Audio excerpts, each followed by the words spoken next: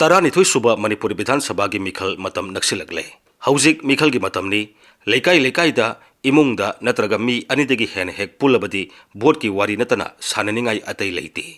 गणतंत्र चटप लेबाक अमदा मिखल असी यामनमक मरुओइबा कानथोक्तुना चटप याररोइदबा थौरांग अमनी मियामना भोट थादबा हाइबसिसु अखोइगी तौफम थोकपा इथौनी खंगना थादगदबनी मिखल की वरी सानबदा करिसु काइदे हाइबबु सानरिबा वारिदु अफबा लेंगाक अमा लेहनबगी अफबा मिहुत खनबगी मणिपुर की ओइना मांगदा तादुना लेरिबा इशूसिंगी मतंगदा खन्ननेनफम थोकपनी पोटचेगी ममल अतिया पक्ना वांखलकपा थबक फंगदबगी समस्या बॉर्डर की अवस्पा लौथोकपगी मयेक सेंगफातबा ILP की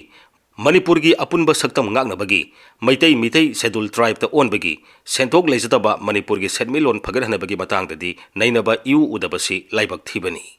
भोटर अमगी ममल इमुंग अमगी ममल मंतिकनबगी वारी कनाना करंब राजनीति दलदा टिकेट पिरकनी पिरक्त्रगना कनादा भोट पीबा हाइबसिदा नैनदुना लेरे अफबा मिरेप येंबगी महुता सेल खरा लौथोकपा यागदबा इंटेंडिंग कैंडिडेट कनानो थीदुना लेरे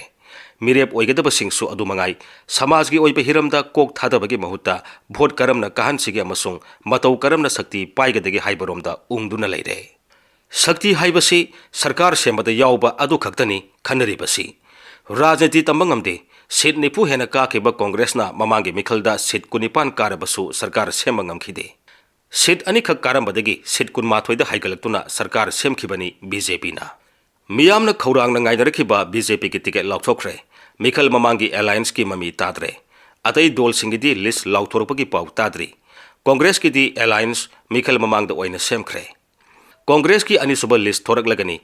कांग्रेस ओइरो BJP नत्रगा अतई राजनीति दल ओइरो पार्टी की टिकेट लाउथोरकपा मतमदा भोट लेपके हाइनदी खंजबा मिंगदी यावरक्त्रबदा मियोई कया अमा निंगबा काइबगी दल तोगलगा अतोपा दलदा यावबगी पाउ तत्तना तानरी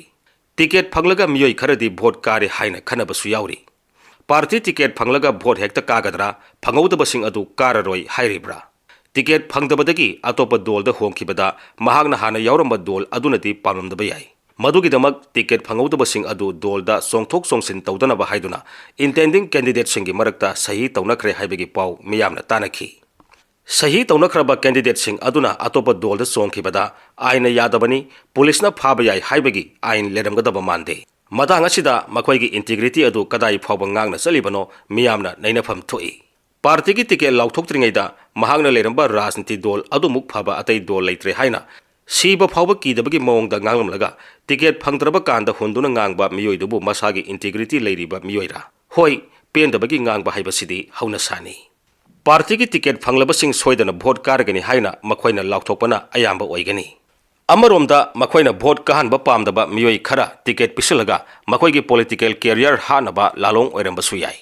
NPP JDU केंद्रदा NDA की खोंगबुरोइनी BJP दा टिकेट पिरगसु अतै दलदा कारकपदा मांगजगदबा लैते मरमदि कारकदबा मियोइ अदु सरकार सेमबदा यावबा याबगी ओइथोकपा लೈ पंजनिंगबदी टिकेट फंगद्रे हाइदुना पेंदबगी खोलाउ लावबगी महुता मियामगी सेवा तौगे हाइना सोंगथोरकपा मियोइसिंग मियामना टिकेट पिरगा थागत पिरउ पार्टी की खनबिरुगनु अफबा मिहु थागत पिरउ पार्टी की टिकेटना करी कानगदौरी हंदक पांगथोकदोरिबा मणिपुर की 32 सुबा विधान सभा की मिखल असिदा BJP ने लुसिंगबा लेंगाक अमा हलकनबगी ngamjabi थाकता होनरकनी होनबसु होनरी असिगुंबगी फिबम असिदा COVID-19 की अहुमसुबा वेब असिना करम तौबा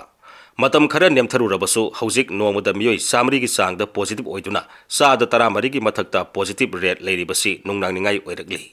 मिखल सु पांगथोक्तबा यादे COVID-19 थिंगदबसु यादे अमरोमदा अनोबो लेंगा की लाननी अमरोमदा पुनसिगी हिंगनबगी लाननी अखोइगी समाजदा कोविड न मरम ओइदुना सीबदी कीरी अदुबु मिखल गिदमक सीबे कीदबा मियोइ कया लैरी लेंगा की ओइनदी कोविड की मतांगदा तुमिने लेसिली हाइखिदनबा सना कांगलोन खरबुदी लाउथोखरे इसै नोंमाई लीला ड्रामा सिनेमा हॉल अमदी मी पुनबा थिंगलबसु प्रधानमंत्री ने लाकपा मतमदा लंबीदे तिनखिबा मियाम अदु उबदा कोरोना वायरस ओंथोंगना हरावरमगनी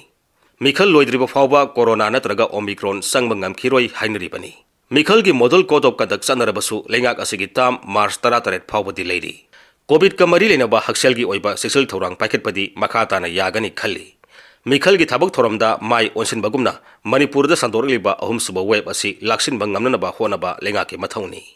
अफबा तुंगीदमक अफबा लेंगाक सेंबा हाइबसि मियामगी खुत्ता लैरे